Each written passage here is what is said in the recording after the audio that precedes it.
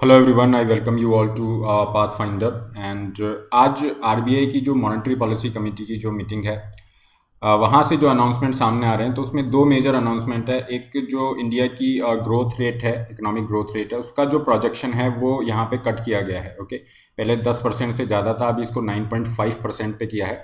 इसके अलावा आरबीआई ने कुछ ऐसे सेक्टर्स, इकोनॉमी के कुछ ऐसे सेक्टर्स, स्पेशली जो टूरिज़्म, हॉस्पिटलिटी इंडस्ट्रीज़ हैं, वहाँ पे एक स्पेशल पैकेज अनाउंस किया है 15,000 करोड़ का। तो इस पूरे इशू को यहाँ पे डिस्कस करेंगे, किस तरह से ये अनाउंस करने की बात आ रही है। कोविड की जो सेकंड वेव है उसके इम्पैक्ट की वजह से ये ग्रोथ प्रोजेक्शन कम है या कुछ और भी वजह यहाँ पे है।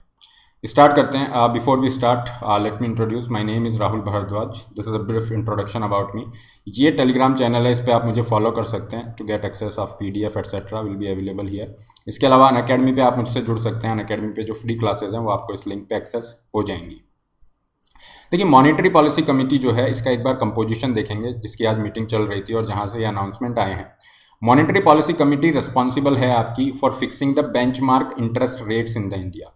ओके, जैसे कि आपकी जो भी रेपो रेट वगैरह हो गई, इनका डिसीजन है, जो भी मेजर डिसीजन होंगे मॉनेटरी पॉलिसी के रिगार्डिंग, वो मॉनेटरी पॉलिसी कमेटी के द्वारा लिए जाएंगे। इस मॉनेटरी पॉलिसी कमेटी के अंदर 6 मेंबर होते हैं। 3 ऑफिशियल्स होते हैं आरबीआई की तरफ से, 3 होते हैं गवर्नमेंट ऑफ इंडिया की तरफ से। तो जो 3 ऑफिशियल आरबीआई की तरफ से हैं, वहाँ पे गवर्नर और डिप्टी गवर्नर फिक्स हैं। इसके अलावा 3 जो एक्सटर्नल मेंबर हैं वो नॉमिनेट किए जाएंगे गवर्नमेंट ऑफ इंडिया के द्वारा। तो ये 6 मेंबर का इसका कॉम्पोजिशन है। आरबीआई के जो गवर्नर है वो एक्स ऑफिशियो चेयरपर्सन के रूप में इसके काम करते हैं। यहाँ पे जो भी डिसीजन होगा, 6 मेंबर है, मेजोरिटी वोट से डिसीजन लिए जाते हैं। ओके, मेजोरिटी वोट से डिसीजन लिया जाएगा कि रेपो रेट है, इसको कट करना है या नहीं करना है, सेम रखना है, जो भी है। अगर यहाँ पे तीन से टाई कर जाता है तो उस केस के अंदर जो कास्टिंग वोट रहेगा, जो डिसाइडिंग वोट रहेगा, वो गवर्नर के पास में आपका रहेगा। तो ये मेजर कॉम्पोजिशन हो गया मॉनेटरी पॉलिसी कमेटी का। मॉनेटरी पॉलिसी कमेटी इसलिए बनाई गई क्योंकि आरबीआई और गवर्नमेंट के अंदर इस तरह से टसल चलता था। गवर्नमेंट कह रही है कि आप जो है इंटरेस्ट रेट इस तरह से कम करिए, रेपो रेट वगैरह जो हो गया, ताकि इकोनॉमी के अंदर जो है इकोनॉमिक ग्रोथ बूस्ट हो सके। आरबीआई कह रहा है कि इन्फ्लेशन को कम हमारे को रखना है। तो दोनों के इंटरेस्ट इस तरफ जा रहे हैं क्योंकि दोनों में ट्रेड ऑफ है। अगर आप इन्फ्लेशन को कम करने की बात कर रहे हो तो मार्केट में आपको क्या करना पड़ेगा, मनी सप्लाई को थोड़ा सा कम करना पड़ेगा। अगर मार्केट में मनी सप्लाई कम हो जाएगी तो फिर इकोनॉमिक ग्रोथ को थोड़ा सा प्रॉब्लम होगा, क्योंकि जो बिजनेसेस हैं उनको पैसा एक्सेसिबल नहीं होगा। तो हम कह सकते हैं दोनों में ट्रेड ऑफ है। ट्रेड ऑफ मतलब जैसे आप आईएएस की प्रिपरेशन कर रहे हैं, जॉब के साथ प्रिपरेशन कर रहे हैं, तो अगर आप जॉब में ज़्यादा ध्यान दे रहे हैं, प्रिपरेशन कॉम्प्रोमाइज़ हो रही है, प्रिपरेशन पे ज़्यादा ध्यान दे रहे हो, जॉब से रिलेटेड इश्यूज आ रहे हैं। तो दोनों कंपीटिंग चॉइसेस हैं। तो ये आरबीआई और गवर्नमेंट के बीच में काफ़ी ज़्यादा प्रॉब्लम रहती थी। तो इस इशू को इजीली सॉर्ट आउट हो जाए, इसके लिए एक इंस्टीट्यूशनल मैकेनिज्म बना दिया मॉनेटरी पॉलिसी कमेटी के रूप में। अब यहाँ पे डिसीजन लिए जाते हैं ताकि ये नहीं रहता, ब्लेम गेम नहीं रहता है। अब ये मॉनेटरी पॉलिसी कमेटी है, इसने डिसीजन दिया कि हम जो पॉलिसी रेट हैं, ओके, उसको अनचेंज्ड रख रहे हैं। पॉलिसी रेट मतलब जो आपकी रेपो रेट है। रेपो रेट जो होती है, रेपो रेट का मतलब है, अगर हम यहाँ पे आरबीआई लिख देते हैं और यहाँ पे आपके जो भी कमर्शियल बैंक्स हैं उनको हम यहाँ पे लिख देते हैं। कमर्शियल बैंक हो गया आपका, एसबीआई है, पीएनबी है, एटसेट्रा। तो आरबीआई जिस इंटरेस्ट रेट पे, ये क्या होती है, एक तरह की इंटरेस्ट रेट्स होती हैं, जिस इंटरेस्ट रेट पे आरबीआई लोन देता है शॉर्ट टर्म के लिए कमर्शियल बैंक्स को, उसे हम कहते हैं रेपो रेट। और इन बैंकों के पास में जो भी एक्स्ट्रा पैसा होता है, ये एक्स्ट्रा पैसे को कहाँ पार्क कर देते हैं, आरबीआई के पास में। तो इनको आरबीआई जो ब्याज दर देता है, जो इंटरेस्ट पे करता है, उसे हम कहते हैं रिवर्स रेपो रेट। क्लियर? तो ये जो रेपो रेट और रिवर्स रेपो रेट है, इसको आप पॉलिसी रेट कह रहे हैं। रेपो रेट को जनरली पॉलिसी रेट से मेंशन किया जाता है क्योंकि ये मॉनेटरी पॉलिसी का सिग्नल दे रहा है ना, मॉनेटरी पॉलिसी किस तरह से मूव कर रही है उसका सिग्नल देता है। तो अभी ये मॉनेटरी पॉलिसी कमेटी ने पॉलिसी रेट को अनचेंज्ड रखा है। तो पहले जो आपकी 4% पे थी वही रहेगी। इसी तरह से रिवर्स रेपो रेट 3.35% पे था, सेम रहेगा। यहाँ पे ध्यान देने वाली बात यह है कि 6 time in a row, okay, monetary policy committee जो है एमपीसी, ओके, उसने 6 टाइम इन ए रो इस रेट को अनचेंज्ड रखा है। लास्ट टाइम ये जो रेट अगर आप देखोगे किस तरह से नीचे आ रहा है, इफ यू सी दिस, अगर 2019 में आप देखते हो रेपो रेट 6.25% पे था। फाइन, इस रेट को कम किया गया, कम करते करते यहाँ पे आया और फाइनली ये 5.15 पे था, just before corona virus pandemic, कोविड-19 से पहले। फिर आपने इसको और नीचे कर दिया और ये 4.4 पे मार्च में था और इससे नीचे जाता है, रिकॉर्ड लो पे चला जाता है 4% पे, कब, मई 2020 के अंदर। और मई 2020 के बाद से इसको चेंज नहीं करा है, 4% पे ही आरबीआई ने रखा हुआ है। ये क्या है, रेपो रेट। रेपो रेट मतलब वो इंटरेस्ट रेट जिस पे आरबीआई लोन दे रहा है कमर्शियल बैंक्स को। तो इस रेट को कम करने का मतलब क्या है, रेट को कम करने का मतलब है अब कम ब्याज दरों पे कमर्शियल बैंक्स को लोन मिल सकता है। जो पहले 6% पे था, 5 पे था, अभी 4% पे ही इनको लोन मिल जाएगा। तो जब कमर्शियल बैंक्स को, जैसे एसबीआई वगैरह है, इनको कम ब्याज दरों पे, कम इंटरेस्ट रेट पे लोन मिलेगा तो ये आगे भी इजीली लोन दे सकते हैं। तो आगे जब ये लोन देंगे, क्रेडिट सप्लाई आपकी बढ़ेगी, क्रेडिट सप्लाई आपकी यहाँ पे इंक्रीज होगी। उससे क्या होगा, ओवरऑल जो मनी सप्लाई है मार्केट में वो भी इंक्रीज होगा। तो आरबीआई ने ऐसा क्यों किया, क्योंकि आपकी इकोनॉमी जो है बहुत ही डिफिकल्ट फेज से गुजर रही थी, लॉकडाउन वगैरह थे, और आरबीआई के ऊपर ये रिस्पॉन्सिबिलिटी थी कि वो मनी सप्लाई इंक्रीज करे, क्योंकि मार्केट में लिक्विडिटी क्रंच था, मनी सप्लाई बहुत कम हो गई थी, और बिजनेसेस को रिवाइव करने के लिए, उनको सर्वाइव करने में हेल्प करने के लिए आपकी मनी सप्लाई बढ़ाई गई। तो ये 4% ही इन्होंने कर रखा है 6 time in a row. Reason is that corona virus की वजह से जो लिक्विडिटी क्रंच था, मार्केट में मनी कम था, उसको बढ़ाने के लिए किया गया। अभी यहाँ पे अकोमोडेटिव रखा है क्योंकि आरबीआई कह रहा है कि अभी हमें थोड़ा मेंटेन करके चलना पड़ेगा, क्योंकि सेकेंड वेव की वजह से जो परेशानियाँ हैं उसकी वजह से हम नहीं चाहते कि मनी सप्लाई एकदम से बाहर खींच लिया जाए। इसके अलावा सेकंड जो पॉइंट है वो हमारे पास है कि आरबीआई ने जो ग्रोथ फोरकास्ट है, ओके, इंडिया की इकोनॉमी की जो ग्रोथ फोरकास्ट है उसको कम कर दिया है।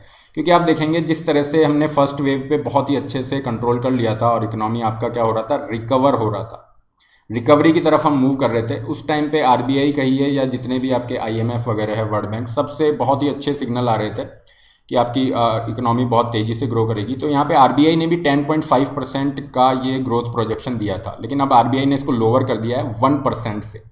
आरबीआई कह रहा है कि इंडिया की इकोनॉमी इस साल जो है 9.5% से ग्रो करेगी।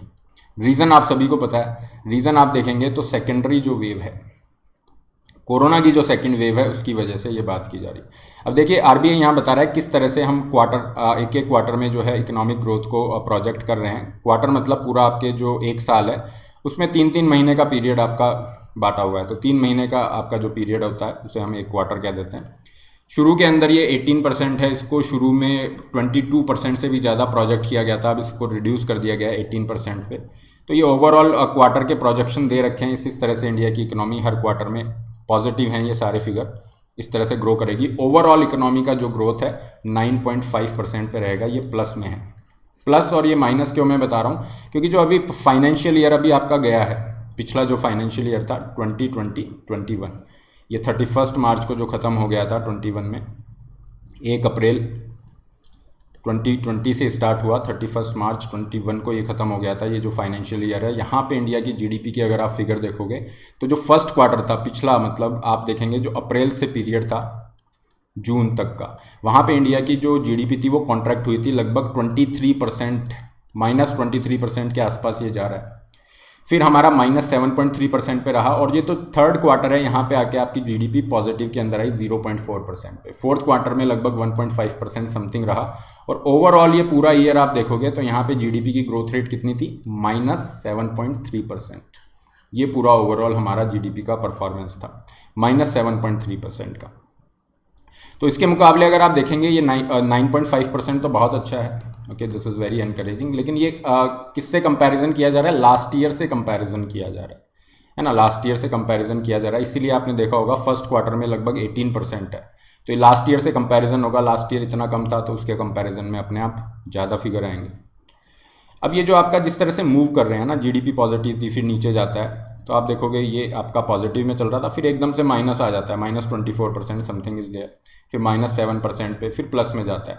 तो ये जीडीपी वर्सेज ये जो टाइम लाइन है आपका, ओके, ये टाइम है और ये जीडीपी के यहाँ पे ग्रोथ रेट है। इसमें ये जो आपको ग्राफ में फिगर बना हुआ दिख रहा है, ये वी शेप जो दिख रहा है ना, इसे हम कहते हैं वी शेप रिकवरी। ये सबसे फास्टेस्ट रिकवरी होती है, सबसे अच्छी मानी जाती है कि आप एकदम से नीचे गए लेकिन एकदम से ऊपर भी उठ के आए हैं, ठीक है। अगर यही रिकवरी बहुत ज़्यादा टाइम लेती तो इसे हम कहते हैं यू शेप रिकवरी हो रही है, अगर टाइम ज़्यादा लेती। लेकिन इंडिया ने बहुत अच्छा परफॉर्म किया और इस साल के लिए प्रोजेक्शन आपके काफ़ी ज़्यादा ऑप्टिमिस्टिक रहे हैं। सेकंड जो चीज़ आरबीआई ने कहा है, आरबीआई ने कहा कि 15,000 करोड़ रुपए का हम ये आपका पैकेज अनाउंस कर रहे हैं, एक स्पेशल लिक्विडिटी विंडो अनाउंस की गई है। इसके अंदर क्या होगा, आरबीआई ने इतना पैसा 15,000 करोड़ रुपए बैंकों को दिया जाएगा, रेपो रेट पे ये दिया जाएगा, है ना, और 3 साल के टेन्योर के लिए ये दिया जा रहा है। इसमें क्या करना होगा, बैंकों के पास में ये पैसा आ रहा है तो बैंकों को ये पैसा ऐसे सेक्टर्स को देना होगा, ओके, जो सबसे ज़्यादा इकोनॉमी से हिट इकोनॉमिक जो कोरोना वायरस से रिलेटेड जो भी लॉकडाउन रहे उससे सबसे ज़्यादा हिट रहे। तो सबसे ज़्यादा प्रॉब्लम आपकी कहाँ पे रही है? सबसे ज़्यादा प्रॉब्लम आपकी जो कॉन्टैक्ट इंटेंसिव इंडस्ट्रीज़ हैं, जैसे होटल्स हो गया है ना, रेस्टोरेंट्स हैं, टूरिज़्म हो गए, ट्रैवल ऑपरेटर हो गए, एडवेंचर हेरिटेज फैसिलिटीज़, ये सब, या फिर आपके जो ब्यूटी पार्लर हैं, सैलून्स हैं, स्पा क्लिनिक्स हैं, रेंटल कार सर्विसेज एट्सेट्रा हैं, इन सब सेक्टर्स को यहाँ पे मेजर टारगेट किया जा रहा है कि आपको फ्रेश लैंडिंग सपोर्ट हम यहाँ पे दे रहे हैं कि ये 15,000 करोड़ जो है बैंक्स इन सेक्टर को आपका देना स्टार्ट करें ताकि इन सेक्टर को थोड़ा रिवाइव किया जा सके। ऐसा क्यों हो रहा है? देखिए, इसका रीज़न ये है, ये जो मैंने आपको वी शेप दिखाया है इसके अंदर क्या होता है, ये मान लीजिए आपका एकदम से नीचे आया फिर ऊपर गया, वी शेप बन गया, लेकिन अब होता क्या है, कुछ इंडस्ट्रीज बहुत अच्छा रिकवर कर जाती हैं, जैसे आईटी है, फार्मास्यूटिकल है, तो उनकी रिकवरी अच्छी है तो उनके लिए वी शेप कर्व बन गया। लेकिन कुछ इंडस्ट्री ऐसी हैं जो नीचे आने के बाद अभी ऊपर नहीं उठ पा रही हैं, इस तरह से जा रही हैं, है ना। उसके अंदर क्या आएंगे आपकी टूरिज्म है, रेस्टोरेंट, क्योंकि ये ओपन हो ही नहीं पा रहे हैं, अभी सेकंड वेव में वापस हिट हो गए, वापस आपने लॉकडाउन लगा दिए, रेस्ट्रिक्शन लगा दिए, कोरोना फैल रहा है, तो कहाँ पे लोग टूरिज्म करने के लिए जाएंगे, ठीक है। और रेस्टोरेंट्स में, होटल्स में, ये सब बहुत बुरी तरह से हिट हुआ, पूरा हॉस्पिटैलिटी सेक्टर, तो इनकी ग्रोथ रेट इतनी अच्छी नहीं है। तो ये जो कर्व आपका बन के आता है इस तरह से, ये के शेप होता है, के शेप बन रहा है। तो ये के शेप जो कर्व है उसकी वजह से गवर्नमेंट यहाँ पे स्पेशली आरबीआई ये कह रहा है कि इन सेक्टर्स को ज़्यादा सपोर्ट की ज़रूरत है, इसलिए हमने इनके लिए 15,000 करोड़ का एक पैकेज अनाउंस कर दिया। इसके अलावा आरबीआई गवर्नर ये कह रहे हैं कि हम बैंकों को क्या कर रहे हैं, इंसेंटिवाइज कर रहे हैं कि बैंक ये जो लोन है 15,000 करोड़ है ये आगे देना स्टार्ट करें। तो इसके लिए आरबीआई ने क्या किया, आरबीआई ने कहा बैंकों को कि आप एक लोन बुक बना लीजिए, लोन बुक बना लीजिए। लोन बुक बना के आप क्या कर सकते हैं, मान लीजिए आपने 1,000 करोड़ रुपए कुछ यहाँ पे दिया, या 100 करोड़ रुपीज़ आपने दिए, किसी बैंक ने इन सेक्टर्स को दिया है अंडर दिस 15,000 करोड़ विंडो, तो इतनी एंट्री आप अपनी इस लोन बुक में कर लीजिए 100 करोड़ की। तो वहाँ पे हम आपको क्या फैसिलिटी देंगे, आपको ये फैसिलिटी देंगे कि अगर आप इतना 100 करोड़ रुपया आरबीआई के साथ रखते हो तो आपको ज़्यादा इंटरेस्ट रेट दी जाएगी, आपको ज़्यादा ब्याज दर दी जाएगी। एक बार यहाँ पे मैं आपको लेके आता हूँ, अच्छे से समझ आएगा। देखिए जो रिवर्स रेपो रेट है इसमें क्या होता है, बैंक अपना पैसा आरबीआई के पास रखते हैं, तो रेपो रेट तो अभी आपका 4% पे है, ठीक, रिवर्स रेपो रेट 3.35% पे है। तो एट प्रेजेंट अगर कोई बैंक आरबीआई के पास अपना एक्सेस पैसा रख रहा है तो उसको 3.35% का इंटरेस्ट मिल रहा है। आरबीआई ये कहेगा जितना पैसा आपने इस 15,000 करोड़ वाली विंडो में दिया है ना, टूरिज्म सेक्टर को एटसेट्रा, यहाँ पे आप जो दे रहे हो उतने पैसे पे आपको 3.35% की बजाय आपको 3.75% का इंटरेस्ट मिलेगा, मतलब 40 बेसिस पॉइंट्स का ज़्यादा फ़ायदा हो रहा है। तो ये एक इंसेंटिव यहाँ पे आरबीआई ने क्रिएट करने की कोशिश की है। यही आरबीआई के गवर्नर कह रहे हैं कि आपको 40 BPS higher than reverse repo rate. Reverse repo rate कितना है अभी, 3.35। 40 बीपीएस का मतलब क्या हो गया, 0.4%। बीपीएस ये होते हैं बेसिस पॉइंट्स जो होते हैं, तो इसको इस तरह से समझिए 1% equals to 100 basis point, 1% equals to 100 basis point. तो 40 बेसिस पॉइंट इक्वल्स टू कितना हो गया, 0.4%।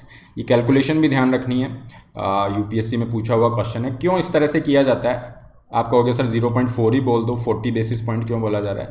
क्योंकि इससे क्या है, मैग्नीफाई हो जाता है, इफेक्ट मैग्नीफाई होता है, एक परसेप्शन का खेल होता है, लोगों को लगता नहीं है यार 0.4% क्या होता है ना। तो ये 40 बेसिस पॉइंट इस तरह से ये फिगर दिए जाते हैं to improve the perception and magnify the impact, okay. चलिए, तो ये आपकी 15,000 करोड़ की विंडो है और इन सेक्टर्स को काफ़ी ज़्यादा फ़ायदा होना चाहिए और इन सेक्टर्स को बहुत ज़्यादा सपोर्ट की ज़रूरत है, इसलिए आरबीआई का ये बहुत ही वेलकम स्टेप यहाँ पे माना जा रहा है।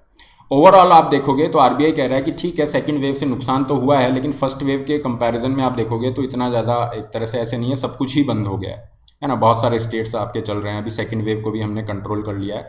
आरबीआई यहाँ पे कह रहा है कि इकोनॉमी को अगर हमें सही तरीके से लेके चलना है तो जितना तेज़ हम वैक्सीनेशन को करेंगे, ओके, वैक्सीनेशन ड्राइव जितनी फास्ट होगी, हमारा हेल्थ केयर इंफ्रास्ट्रक्चर जितना तेज़ी से आगे बढ़ेगा, उतना ही हमें बूस्ट मिलेगा, उतना ही हम लोगों के जॉब्स को बचा सकते हैं, उतनी ही तेज़ी से हम इकोनॉमी को आगे ग्रो कर सकते हैं। सो ये आरबीआई ने ओवरऑल इसके रिगार्डिंग कहा है। तो मेजर हमारे पास में 3 डिसीजन रहे। रेपो रेट को आपका अनचेंज रखा गया, ओके। इसका रीज़न ये था कि मनी सप्लाई को अभी कम नहीं किया जा रहा है, क्योंकि मनी सप्लाई की ज़रूरत है मार्केट के अंदर, इकोनॉमी पूरी तरह से रिकवर नहीं हो पाई है। सेकंड, आपका था 15,000 करोड़ रुपए दिए गए हैं हॉस्पिटलिटी इंडस्ट्री को, जो भी टूरिज़्म सेक्टर हैं, होटल हैं, ये सब हो गए। और इसके अलावा जो ग्रोथ प्रोजेक्शन है उसको 9.5% आपने किया है, कम किया है। 10.5 था, उससे 9.5 कर दिया। रीज़न क्या है? रीज़न है सेकेंडरी वेव की वजह से जो भी लॉकडाउन्स रहे, जो भी नुकसान वहाँ से हुआ है, उसकी वजह से ग्रोथ प्रोजेक्शन कम किया जा रहा है। So this is all for today. This is the Telegram group, यहाँ पे आप मुझे फॉलो कर सकते हैं। PDF of the session will be available here. इसके अलावा अनअकैडमी के साथ आप जुड़ सकते हैं अपनी UPSC की प्रिपरेशन के लिए। सब्सक्रिप्शन लिंक डिस्क्रिप्शन बॉक्स में, आप अपना प्लान चूज़ कीजिए, put the code RB Live to get 10% off. इसके अलावा आइकॉनिक पे भी आप जा सकते हैं विथ एडेड बेनिफिट्स। ओके, ये फ़ी स्ट्रक्चर आपका दिया हुआ है और अपने प्लान के अकॉर्डिंग आपका फ़ी स्ट्रक्चर रहेगा। इस आपके 2 जून से नए बैच कोर्स स्टार्ट हो रहे हैं, इनमें आप एनरोल कर सकते हैं। केवल ऑप्शनल के लिए आप जाना चाह रहे हैं, अपने प्लान के अकॉर्डिंग यहाँ पे जा सकते हैं। This is the fee structure here, use the code RB Live to get 10% off. Similar thing will apply to the combo मतलब GS और ऑप्शनल के लिए अगर आप जा रहे हो, GS और ऑप्शनल के लिए, तो वहाँ पे आप जा सकते हैं। 1 साल, 2 साल और ये 3 साल के आपके प्लान्स हैं और उसी के अकॉर्डिंग ये फ़ी स्ट्रक्चर आपका है and you can use the code to get 10% off. कोई भी क्वेरी है यहाँ पे आप रीच आउट कर सकते हैं। हर संडे को आपका स्कॉलरशिप टेस्ट होता है, इसमें आप फ्री एनरोल कर सकते हैं। Link is there in the description box. Use the code RB Live।